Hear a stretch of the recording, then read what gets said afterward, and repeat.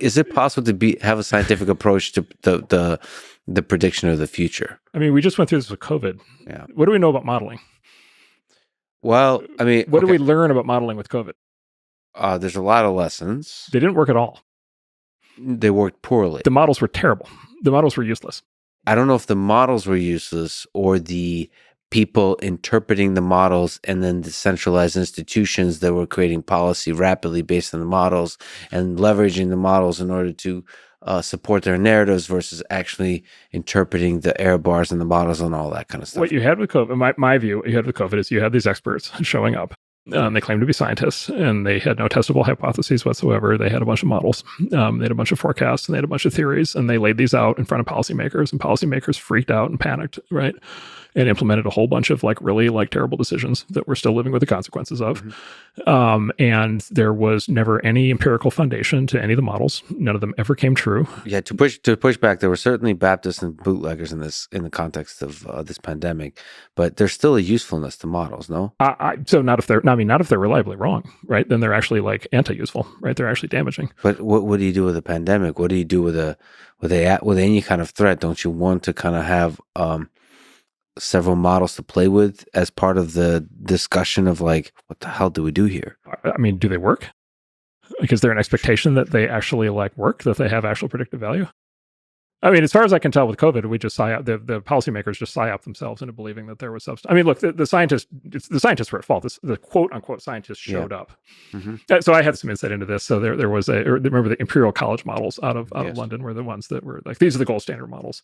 Yeah. So a friend of mine runs a big software company, and he was like, wow, this is COVID's really scary. And he's like, he contacted this research, and he's like, do you need some help? You've been just building this model on your own for 20 years. Do you need some, would you like us, our coders, to basically restructure it so it can be fully adapted for COVID? And the guy said yes and sent over the code. And my friend said it was the worst spaghetti code he's ever seen. That doesn't mean it's not possible to construct a good model of pandemic with the correct error bars, with a high number of parameters that are continuously, many times a day, updated as we get more data about a pandemic. I would like to believe when a pandemic hits the world, the best computer scientists in the world, the best software engineers respond aggressively and as input, take the data that we know about the virus, and as an output, say, here's what's happening in terms of how quickly it's spreading, what that lead in terms of hospitalization and deaths and all that kind of stuff. Here's how contagious it likely is.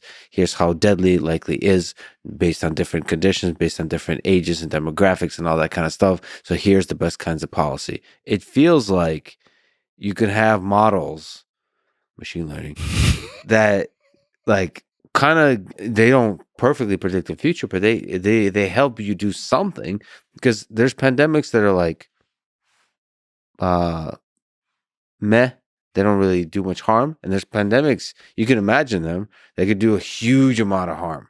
They can kill a lot of people. So you should probably have some kind of data-driven models that keep updating, that allow you to make decisions that based how bad is this thing?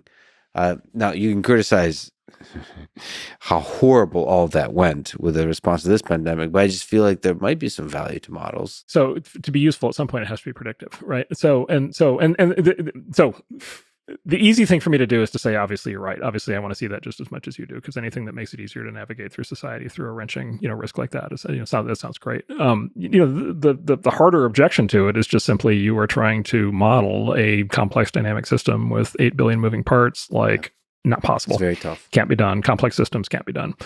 Machine learning says hold my beer, but it's possible. No, I don't know. I would like to believe that it is. Yeah. I'll put it this way. I think where you and I would agree is I think we would like that to be the case. We are strongly in favor of it.